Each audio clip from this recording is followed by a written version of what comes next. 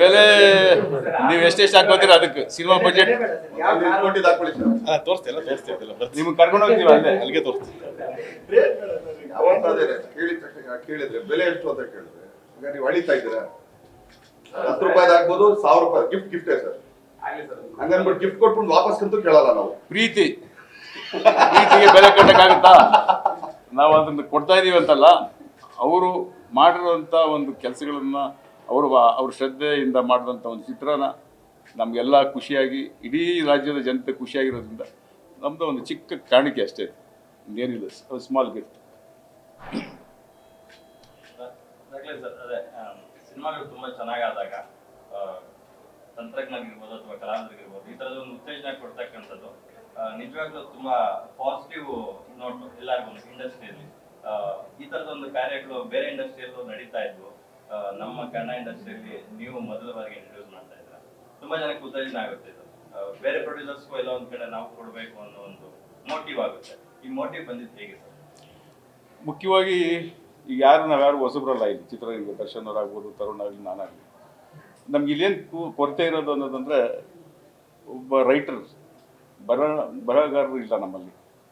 So ಕತೆಗಳು ಎಷ್ಟು, ಇವಾಗ ಈ ಮಧ್ಯದಲ್ಲಿ ನೋಡಿರ್ತೀರ ನೀವು, ಮಲಯಾಳಂ ಪಿಕ್ಚರ್ಗಳು ಎಷ್ಟು ಚೆನ್ನಾಗಿ ಅದ್ಭುತ, ಖುಷಿ ಆಗುತ್ತೆ ನಮಗೆ. So only because of the content, ಕತೆಗಳು ಬೇಕು, ಕತೆ ಇರಬೇಕು. ಸೊ ಎಲ್ಲ ರೈಟರ್ಸ್ಗೂ ಒಂದು ಉರ್ದುಂಸನ ನಾವು. ಸೊ ಒಳ್ಳೆ ಕತೆಗಳು ಬರೀಲಿ, ಒಳ್ಳೊಳ್ಳೆ ಕತೆಗಳನ್ನ ತರಲಿ ಚಿತ್ರರಂಗಕ್ಕೆ, ಅಂಥ ಒಂದು ರೈಟರ್ಸ್ಗಳು ಚಿತ್ರರಂಗ ಬರಬೇಕು ಅನ್ನೋದು ಒಂದು ಉದ್ದೇಶ. ಎರಡನೇದು, ಅದನ್ನ ಇಟ್ಕೊಂಡು ಸಂಭಾಷಣೆ ಬರಿತಾ ಇರ್ತಾರೆ, ಸುಮಾರು ಜನ ಬರೀತಾರೆ ಪಾಪ, ಅವ್ರಿಗೂ ಒಂದು ಪ್ಲ್ಯಾಟ್ಫಾರ್ಮ್, ಅವರು ಬರಲಿ. ಸೊ ಇವೆರಡು ಸ್ಟ್ರಾಂಗ್ ಆದರೆ ಚಿತ್ರರಂಗ ತುಂಬ ಅದ್ಧೂರಿಯಾಗಿ ಯಶಸ್ವಿ ಚಿತ್ರಗಳನ್ನ ಕೊಡ್ಬೋದು ನಾವೆಲ್ಲ. ಅದೇ ಉದ್ದೇಶ, ಬೇರೆ ಏನಿಲ್ಲ. ರೀಸೆಂಟ್ ಆಗಿ ತರುಣ್ ಸರ್ ಒಂದು ಕಾಸ್ಟ್ಲಿ ಕಾರನ್ನ ಖರೀದಿ ಮಾಡಿದ್ರು, ತಾಯಿ ಅವ್ರನ್ನ ಕರ್ಕೊಂಡೋಗಿ.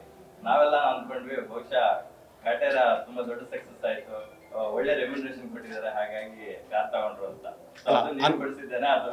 ಅನ್ಕೊಳ್ಳೋದಲ್ಲ, ನಿಜಾನೇ ತಾನೆ, ಅದಕ್ಕೊಂದು ಒಳ್ಳೆ ಪೇಮೆಂಟ್ ಸಿಕ್ಕಿದೆ ಅಂತಾನೆ ನಾನು ತಗೊಂಡಕ್ಕಾಗಿರೋದಲ್ವಾ.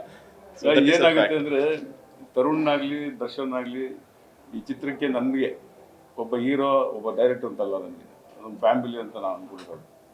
ಸೊ ನಾವು ಈ ಥರ ಕೂತ್ಕೊಂಡು ಈ ಥರದ ಒಂದು ಸರ್ಪ್ರೈಸಿಂಗ್ ಅಂತ ಏನು ಹೇಳ್ತಾ ಇದ್ದೀನಿ. ಸೊ ಇದನ್ನ ಮುಂಚೆನೇ ಹೇಳ್ಬೋದಾಗಿತ್ತು. ಸೊ ಅದಕ್ಕೆ ಬೇರೆ ಬೇರೆ ಏನೇನೋ ಆಗುತ್ತದು. ಸೊ ಅದಕ್ಕೆ ನಿಮ್ಗೂ ಅಷ್ಟೇ, ನೀವು ಬಂದ ತಕ್ಷಣ ಏನು ಸರ್ ಕಾಂಟ್ರವರ್ಸಿ ಇಲ್ಲ ಶುರು ಮಾಡಿದ್ರೆ ನೀವು ಕೆಲವರು ಸಸ್ಪೆನ್ಸು, ಸರ್ಪ್ರೈಸು, ಈ ಥರದ್ದೆಲ್ಲ. ಸೊ ನಮ್ದು ರಾಕ್ಲೈನ್ ಎಂಟರ್ಟೈನ್ಮೆಂಟ್ಸ್, ರಾಕ್ಲೈನ್ ವೆಂಕಟೇಶ್ ಹತ್ರ ಕಾಂಟ್ರವರ್ಸಿ ಇರಲ್ಲ, ಆ ಥರ ಸಸ್ಪೆನ್ಸ್ ಇರ್ತದೆ, ಥ್ರಿಲ್ ಇರ್ತದೆ, ಎಂಟರ್ಟೈನ್ಮೆಂಟ್ ಇರ್ತದೆ.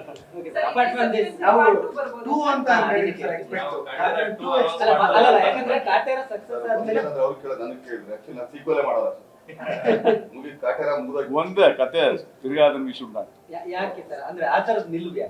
ಅಲ್ಲ, ಆ ಕತೆ ಅಲ್ಲ, ಯಾಕಂದ್ರೆ ಕಾಟೇರ ಕನ್ನಡದಲ್ಲೇ